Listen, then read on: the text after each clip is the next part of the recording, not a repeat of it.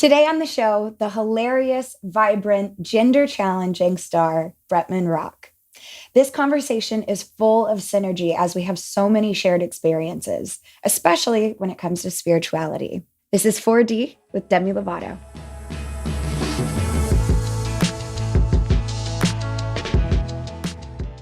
Mental health is a lifelong journey. With Talkspace, you can match with a licensed therapist and send them unlimited messages. Using Talkspace feels a little like having a therapist in your pocket. That's why being able to reach out anytime from anywhere makes taking care of my mental health super easy. I'm more relaxed when I'm traveling, knowing if I need to talk, I can just send a message from wherever I am.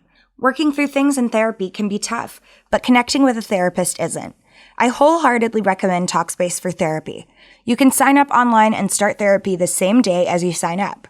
You can text, video, or send voice messages to your licensed therapist, so it's incredibly convenient to have virtual sessions from the comfort of your home. Talkspace is a fraction of the cost of in-person therapy. Instead of waiting for an appointment, you can send unlimited messages to your therapist 24/7 and they'll engage with you daily, 5 days a week. As a listener of this podcast, you'll get $100 off your first month with Talkspace. To match with a licensed therapist today, go to Talkspace.com. Make sure to use the code 4D to get $100 off of your first month and show your support for the show. That's 4D and Talkspace.com. Hey, you like my shirt? I'm dead. I'm gagging. Thank you. You look so cute. My God. Thank you. So do you. You always look so stunning. I know, right? Yes. Well, hi. Aloha. Oh my God, this is so cool. Hi, Demi. Hi, I am so excited to talk to you because not only am I just a fan, I'm a fan of what you put out, the content that you make, your style, your confidence, just everything about you. And I want to give you the opportunity to introduce yourself and whatever way you identify and just what you want people to know about you. All right. Hello, everybody. My name is Bretman Rock. I'm a singer, songwriter, actor, actress, athlete, activist, scientist on the motherfucking side. I do a lot of things. But if you want to find out more about me, everything that you need to know is at Bretman Rock. I am also a non-binary, like Demi Lovato is. So, but I also go by all pronouns because I do know that I look like both. I do look like both, like a man and a woman sometimes. So you guys can call me by whatever you see me as, but I am non-binary. You can use they, them as well.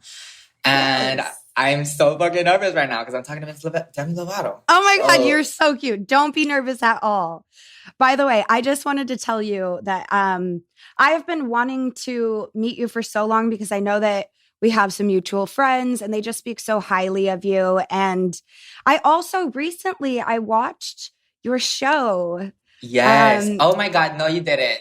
Yes. Mm-hmm. I watched it. And you know, what was so fascinating to me is at first I was like, oh, this is going to be like The Simple Life. Like this is going to be Paris and Nicole in the jungle. This is going to be hilarious. And then you took us on like an emotional and spiritual journey. And there was a depth to you that I don't think that, you know, just scrolling through your Instagram that I would have seen. And I was really, not only was I really appreciative of it, but I was like, I want to get to know that Bretman Rock because there's so much substance and depth there that was so appealing and so fascinating to me. What was that journey like for you in Hawaii? To be honest, I'm kind of on the same boat as you. Like, I remembered like going into the filming and like my first like meetings with them. I was like ready to kind of pull like a Nicole Richie and Paris Hilton moment, like complain every second. And then you know what I mean? And like not want to do anything. But when I got there, I was like, sis, this is literally your dream. Like these are things that you used to dream about when you were a kid. Like, I've always wanted my own, like, kind of, like, reality show. People ask me, like, when did you know, like, when were you, like, a reality TV star? I'm like, girl, it was not since my MTV show. I've been a reality star since I was 8 years old. I remember when the first time I moved to America, I went to Walmart. And you know how they have, like, cameras pointed at you when you enter? And you see yourself on TV. And I swear to God, I was on Big Brother that whole motherfucking time I was at Walmart. Like, I had my own confession. Like, I be having my own confessionals at Walmart. Like, these cabbages are looking at me fucking funny. You know what I mean? Like, so I've always lived my delusional fantasy of like reality TV. And so honestly, when I got into the jungle, I was like, they want reality, we gotta give them reality. Like, I love the jungle. I'm not gonna pretend like I hate the jungle because I love nature. I grew up surrounded by like rice fields my whole life. I grew up like eating bugs and like really all I know where to play is like the jungle. Like we would play like house, which would translate to like bahay bahay. And so I was just like really channeling like my childhood stuff when I was filming that. Like, this is your dream. You're literally being filmed like in the jungle. Like you gotta give them what they want, you know? I feel like I'm talking forever, but yeah, it was such a spiritual awakening for me. And to be honest, I really connected more with my grandma, who really taught me everything that I know about energy and spirituality. And that woman is really the reason why I identify as non-binary today. Because the way she would always introduce me to people, she would be like, this is my son. He's handsome and pretty. And like, she always reminded me that I could be both. And like, she put me in my first like drag makeup. And where did we go? Motherfucking church. So I went to church with like a glam makeup and like, I just felt like I was the baddest bitch there. I was cuter than all of the angel statues. Yes, I said it. And like, I remember like one time when we were at church, like all of these memories were just coming to me when I was in jungle. I remember just like one time when we were in church, I don't even know what the fuck the priest was talking about. But my grandma turns to me and she's like, sometimes the priest is wrong. And I'm like, bitch, I'm not even listening. So yeah. Wow, that was really profound. For her to say that. I have a huge connection to my great grandmother. My great grandmother was more in my life when I was younger, and so I have her tatted on my arm. Oh right my God. Is this a Leo thing? Because I have my grandma, like something for my grandma's on my arm too. And I have a Leo. Oh my God! I'm telling for those that are listening, we both have lions like on our hands.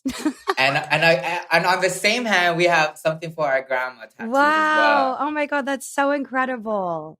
That's so sick. I love that. I really believe that we have a lot more in common than I would have realized. Just like if I were to DM you on Instagram and be like, "Hey, I think you're dope," which I think I've done. But I also read one of your comments where you were like, my friend and I want your kids. And I'm like, Demi, I don't know what to reply to this, so I'm just gonna like it. Okay. No, so me and one of my really, really good friends, Bianca, we're just like obsessed with you. Everything that you do, everything you post, we'll like send pictures of you to each other and be like, did you see this? This was 1, fucking hilarious. 2, wow, this is so fabulous. 3, let's be friends with them. And so I don't really want kids anymore, but you're a beautiful person. And that was my way of telling you. Thank you. Yeah. I love that. So wait, where did you grow up? I grew up in the Philippines and then I moved in Hawaii when I was 8 years old. And so I just grew up in like a very islandy type of lifestyle, very simple and slow lifestyle. And I grew up in like such a beautiful state where like literally our fucking license plate is a fucking rainbow, girl. This state is like, I just grew up very accepted and like with my family and like my peers growing up. Like I never felt like I was different or anything because, like, especially in my culture, like, the word bakla, which is gay, it's we never see gay people as like a sin. Mm-hmm. And even in Hawaiian culture, their word for gay is mahu, and they've always seen them as like healers and the third gender because they embodied both genders. And I was always taught that being gay is or different, really, and queer is beautiful, and it's something that I don't want to say worshipped, but it's something that should be like not even accepted, but it's something that should just be revered. Normal. Yes, and I've learned actually a little bit about that. And I know that growing up in the Philippines and the Native Hawaiians, they believe in their culture, they both believe in two-spirit. Yes.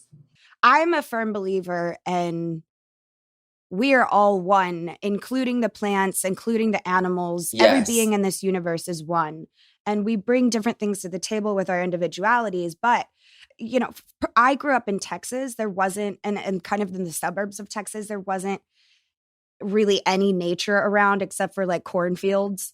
But other than that, it was like, there wasn't any talk, unfortunately, where I came from about gay people other than it was a sin, and it wasn't Right. something that was revered until I actually got into beauty pageants and the show business. And my mom was the one that taught me, like, there's to revere gay people and to really respect their opinion because they are more honest than anybody. Period. So I love yeah. that. That was Yeah. beautiful. I also think that, like, sometimes people, when they ask me about being non-binary, I tell them there's a spiritual aspect to it that people don't always understand because we're so forced and programmed to look at somebody and identify them as what we see. We have both masculine and feminine energy inside of us all. Everybody. Everyone. And I just, like, personally believe that when I came to a sense of feeling spiritually balanced in my divine feminine and my masculine side, that's when I was like, yeah, I'm non-binary, because to me, it's a spiritual thing. It's not even necessarily a gender thing. Yeah. I'm obsessed with you. I'm obsessed with you. I feel that. I really genuinely feel that, because I feel like I am non-binary, not because of the gender thing. I'm non-binary because my spirit and my soul is just two different. I have two souls in me, and they're a man and a woman, and I feed both of them equally. Like, sometimes, like, my masculine side comes over me more and I go to the gym, and sometimes my feminine side comes over me and I'm like full face of makeup, but ultimately they both live in me, you know? Yes, totally. Speaking of your masculine side, I found out something very interesting about you, that your name Rock came from The Rock. Can you explain a little bit more about that? I grew up with parents who loved sports. Both my mom and dad. That's actually how they met. My mom was like a volleyball player, and I believe my dad was like pool, like billiards and basketball. But they met through sports, and my dad was always obsessed with wrestling, and I was named after Bret Hart, and The Rock, and those were his two favorite like wrestlers. And I had recently just found out like a week ago that Bret Hart and The Rock were actually like super close because of an interview with The Rock that he did. And I was like, wow, that's so crazy that like I was named after two people that were like best friends, and my dad just like happened to like love them. Aww. So in what ways do you think that you challenge that hypermasculine name, like The Rock? Because when I think of The Rock, I think of, not only do I think of a super sweet guy, he's so nice, but but I think of, you know, he's always in the gym posting workout videos. I feel like that's where I've maybe met him before, is actually at the gym. That's the only where you will meet him, honestly, exactly. is at the gym. So in what ways do you challenge that hypermasculine part of your name? Well, Bret, oh my God. First of all, what kind of mother carries a child for 9 months, looks at him, and he looks like a Bretman Rock girl?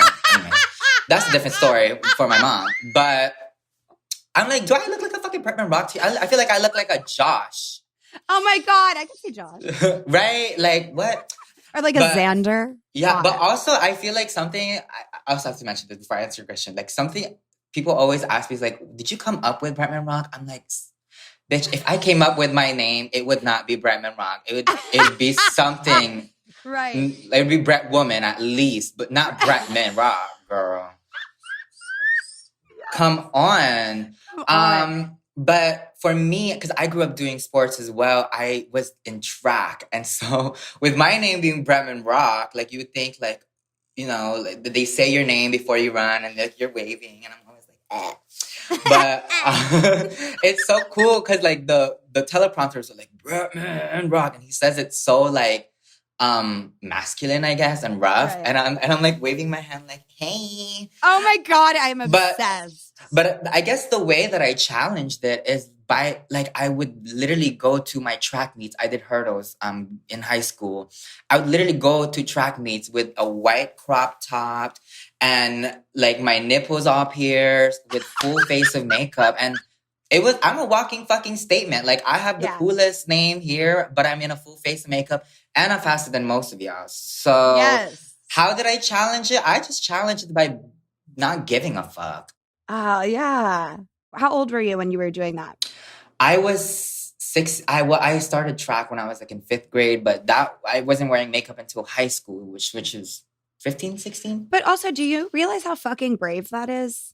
Like, I just want to give you kudos for owning your truth and stepping out onto a sports field.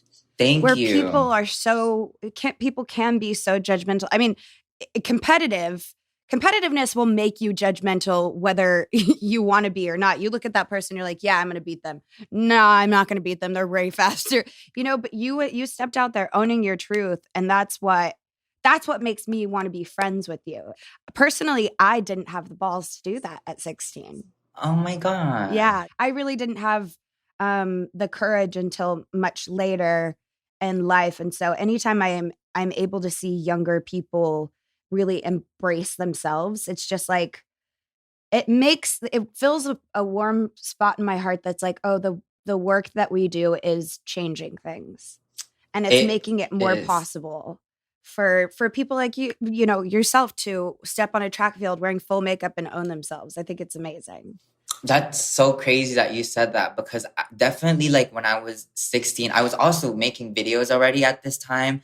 And when I was 16, I really didn't think about it I didn't think about it, to be honest. Like, I didn't think I was like making a statement or really doing any type of like movement until now that I'm 23. I'm seeing the kids that watched me grow up, like kind of like embody Bretman rock on themselves. Yeah. They're at their track meets with full face of makeups and crop tops. They're making beauty videos. And when I was like 15, 16, the word influencer and seeing men in makeup wasn't even a thing. Like I couldn't even complain about algorithm because the word algorithm wasn't even a fucking thing yet. Like what's an algorithm? Exactly. That wasn't even a thing. Like, I was literally filing my taxes not knowing what to put as my job. I literally put like online entertainer. Like, you know what I mean? So I've been doing this since I was like 16, and it is so beautiful to see what my 16-year-old self did for like the kids that were watching me. And I'm just like, whoa. And what's even cooler is those videos are still out there. I know. And so people, if they want to see your younger self being able to do that, they can go find it. And I think that's so, so beautiful. You gave me full body chills when you said that. So fucking good on you. Thank you. Yes. Thank you. It's hard to like wrap your mind around stuff like that, huh? Right. It's because you don't think about it. Like, I'm just being me. But to other people, they see it as like, wow, like if he's doing it, like I can. I never thought about it like that. Totally. What would you say to people who want to continue in the binary of what is male, what is queer? Like, what would you say to those people who still want to put you in a box? I would say gender is an idea, and it is not a motherfucking good idea. Thank you. I always say you can just call me by what you see. If you see a man, he. If you see a she, she. If you're confused, they, them. You know what I mean? I just don't want to give he and she any type of power over me. Like, that's really it for me. Like, it's not because I don't give a fuck. It's just because I don't give it power. Like, I just...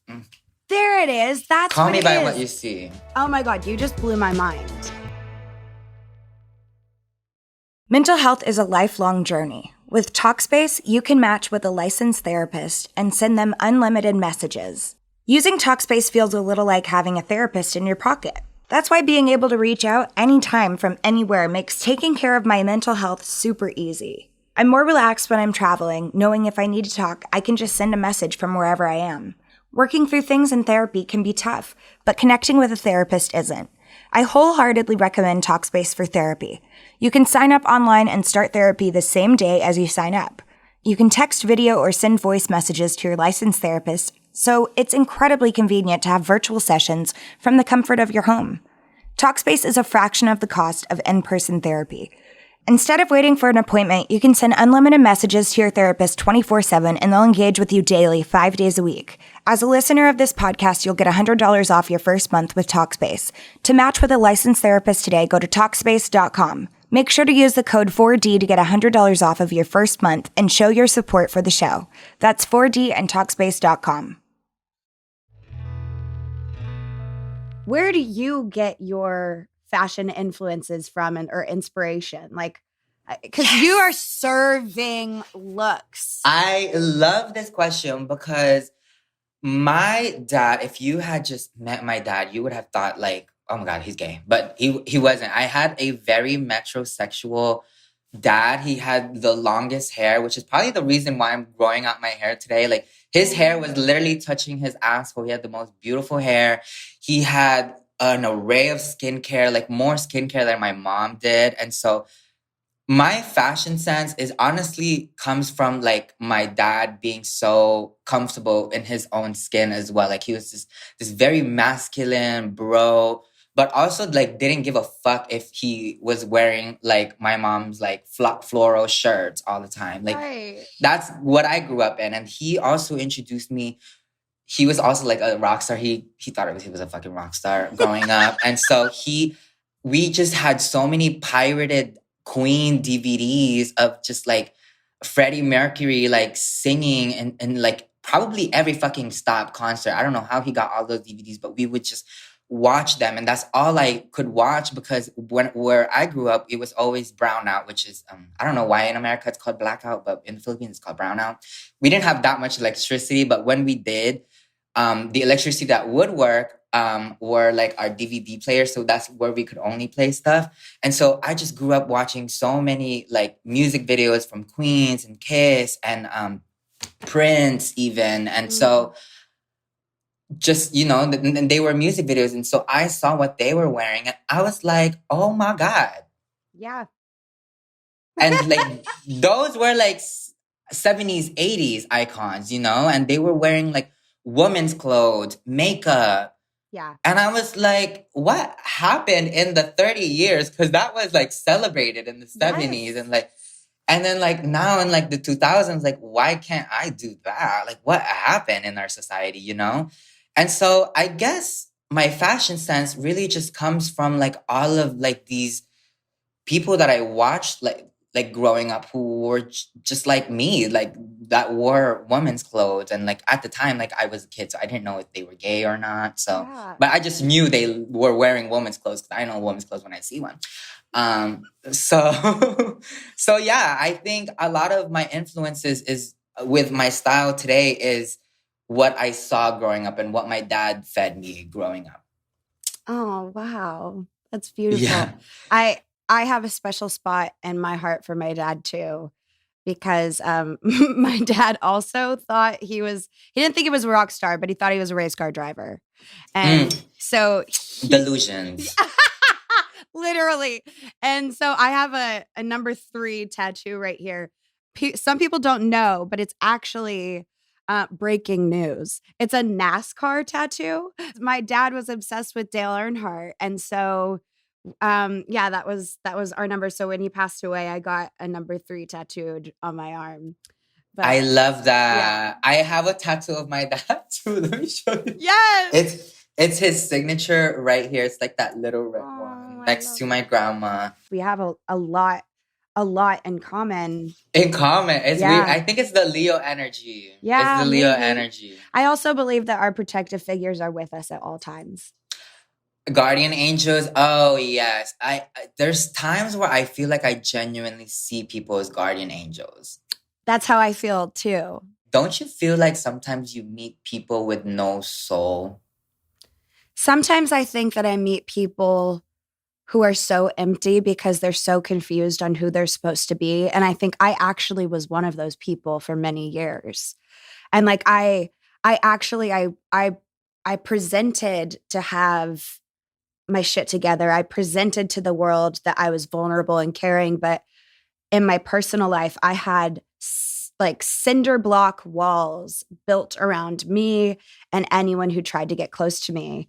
And I still work to this day to try to not be that person and to continue to wear my heart on my sleeve. But yes, I totally get that. I feel like sometimes people have no souls, but it's coming from within. Yeah. Yeah. Or like maybe like a chakra is blocked. Maybe I don't. Yes. Sometimes it's not necessarily like a soul, but sometimes you just genuinely feel like someone is not.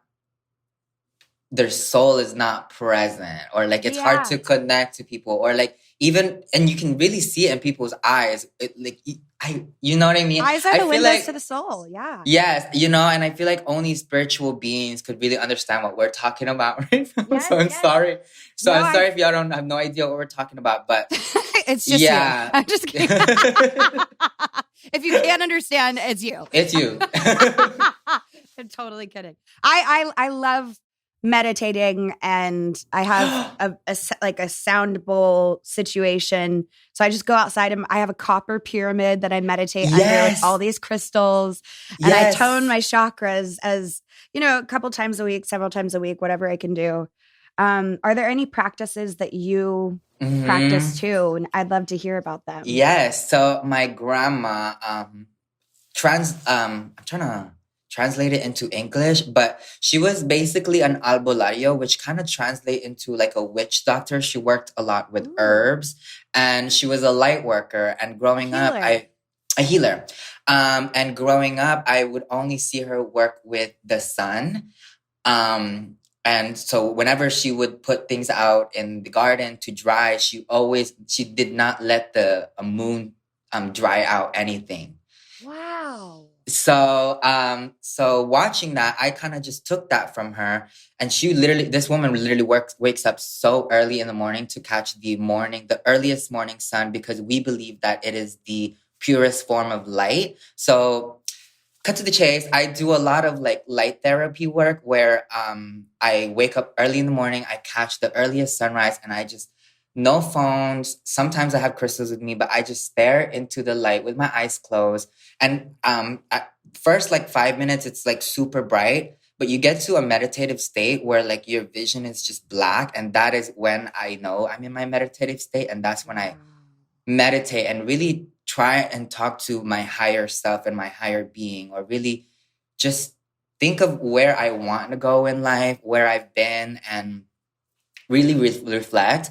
So that's one of my ways of like manifesting, but also meditating. But something that I've been practicing as well, which I don't recommend you guys doing in the wilderness, get your own rocks. But I do like rock balancing meditation. I'm sure you've seen like a lot like those like figures where like they balance like rocks on top of each other. So that's actually a form of meditation where people just take like rocks varying in sizes and they stack them, and like because you are so focused on where the energy is on the rocks and which side is heavier, you're like kind of just meditating, like stacking the rocks on top of each other and like really finding that center of gravity. And so that is something that I am trying to teach myself to do because I don't know, I just thought it was funny to learn how to rock meditate with my name being Bretman Rock. But yeah, don't go out in the jungle doing it, because sometimes I did do a research that it does cause erosions. I have my own rocks now, so I do it.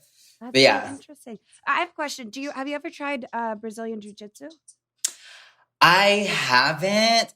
What you were saying about the rocks is, what I heard was you were focusing on the leverage. And the thing about Brazilian Jiu-jitsu is it's all about leverage. So it's not even about like physical muscle strength. Like I'm sure if somebody really, really strong muscle to move, then they could get to you. But if you are, what's really nice about me being female assigned at birth and being 5'3", like I'm not the toughest person in the world. So like if I were to throw a punch at somebody trying to rob me on the street, there's only a certain percentage of a chance that it would knock them out. But if I were to use defense techniques using jiu-jitsu, I could use my hips in a way to leverage them and launch them over my shoulder, no matter how big they are, because it's all about technique and leverage. And I think it's so important for specifically female assigned at birth people to know that, just because of what all women have to deal with and, with violence and things like that. But I think it could be, you're talking about it from balancing rocks as a form of meditation. I think that Brazilian Jiu-Jitsu for me has been life-saving. And also, I'm not one, like I know you love posting your workout videos, and I watch them and I envy how much fun you're having. Because I'm like, that is just not me. But Jiu-Jitsu I could do for hours. This is new to me. I didn't know you do Brazilian Jiu-Jitsu. What the heck? I really actually think you would love it. I need to do it. Yeah. This is my sign. Here, This is my sign. Yeah. It's the universe being like, hey. And I have nipple piercings too. If you just wear a bra or something to cover them up, you'll be fine. Or nothing. I want to see it. Oh my gosh. Also, I also want to speak really quickly about something that you said that was very important, that I think it's so crazy to me that women has to do these things. There's these tank tops, they're white and they're called wife beaters. And getting into fashion, I really want to reclaim that wife beater tank top, because I don't know why a tank top or like a clothing is so normalized like that. And I want to make my own like tank tops and call it like wife protectors, because we shouldn't be beating up our wives, we should be protecting them. And so that's what I want to do in fashion. Is like, yes, it's fucking non-binary. It's always been. But at the same time, like, there's these like fashion terms that I'm just like, I don't agree with. Like, why is it so normal to call white tank tops wife beaters? Like, no. What happened to white tank top? With the influence that you have and the platform you have, like, you're on the course to make a huge difference. And I'm so honored and so happy to have had you on this podcast to be able to talk about all of this, because I just think that you bring such a positive energy, but also like that's a little gem that I'm going to use from now on. And when people ask me about it, I'm going to say Bretman Rock taught me that. Demi, I am so glad I met this Demi. Yes, me too. Me too. I feel like if we had connected when I wanted to first connect with you, I just wouldn't have had this same spiritual connection. So the universe brings people together when the right time is. Is spirituality like something you're new to? Well, I feel like I've always thought like you were kind of like a spiritual being. I don't know why I thought that, but I always thought you were like a spiritual being. Because you're intuitive, boo. You're intuitive, and you know viscerally, you can tell. I wasn't I grew up religious, and hence the cross on my hand. I grew up religious. I grew up as a Christian, and then as I got older, and I went through different experiences in life. I had a near-death experience, and things started to really change and shift for me, because I realized that a lot of the beliefs that were forced onto me as a kid growing up in the South were actually more harmful to me as an adult, and I needed to separate myself and find my own identity. So I started my spiritual journey in quarantine. That's when it really started to begin for me, and I'm so grateful that I had the downtime to be able to start that. Wow. I had to kind of hide my crystals on the back of my neck today, because I didn't know how spiritual you were. Oh my gosh, honey. But I have like my stuff over here. I have my citrine and my Moldavite. But something I never took off since I was in high school, and that it just gave me so much abundance is, oh my God, ow. Ew, okay, no free feet photos, but I have like this jade in here that stayed with me. It's never left my ankle since I started social media, and like ever since I had it, like financial wise and even like following wise, like every year it would like increase and like double, and like I always just like I just let the crystal take all the credit, to be honest. Oh yeah. Oh, that's beautiful. Yeah, if people are always like, it's a rock, it doesn't have energy. But even if it's just a reminder for me to stay grounded, then so be it. Yes, absolutely. So be it. You know what I mean? Like, if you don't think there's energy in it, then to me, it's just a reminder that, you know, Yes. I came from fucking nothing. Yes. Period. And if you happen to lose it for some reason, just know, because I recently lost one of my favorite crystals. And when I went back you to didn't lose it. You did not lose it. Okay, exactly. That's what I said. I was like, I didn't lose it. It just needed to be in a different spot for someone else. And wherever it is now, that person needs it more, or that room or that place. That energy needs it more. So I named this podcast 4D with Demi Lovato. To me, you know, living in the third dimension is the dimension that we're in now. And I think that if we were to take it a step beyond that, what would that look like? And I fully believe that it is the dissolving of all boundaries between human connections, living our most authentic truth, and just striving to be better people on this planet, so that, you know, if we ever come into contact with beings from other places, we're not so different. That was so beautiful. Because when you said that, it made me kind of think, like, that sounds like my third dimension right now. I feel like Hawaii, in this island that I live in, like, it's such a melting pot of different types of cultures and people. And like, so I feel like I've always been immersed into like a multicultural place. But on the same breath, like, I know the world isn't. So with that being said, I just feel like there's something to be learned about the term non-binary. And to live in the fourth dimension, I feel like we have to unlearn and erase a lot of things that we know today. And for one of those things, we could start with gender. And if we just see people as energies and as divine creatures, as my grandma would say, and it's so weird because that girl on TikTok also refers to people as divine creatures, my grandma did. But if we just see people as divine creatures and energies, and not by fucking vaginas and dicks, yes, that is my fourth dimension to me. It's just really erasing gender and like fuck everything that has to do with it. Like, literally, fourth dimension is really the word is progressive. Yeah. It's a progressive world. Yes. That's what I would say. I want kids. It's a world where kids go to a toy store and there's no boy toys and girl toys. There's just toys. It's a world where I can go to the store and the clothes are not separated by men and women. Yeah. You know what I mean? Yeah. So that's what fourth dimension is to me. I'm so obsessed with you. I just didn't think it would be more possible to fall more in love with you on my podcast than I already did.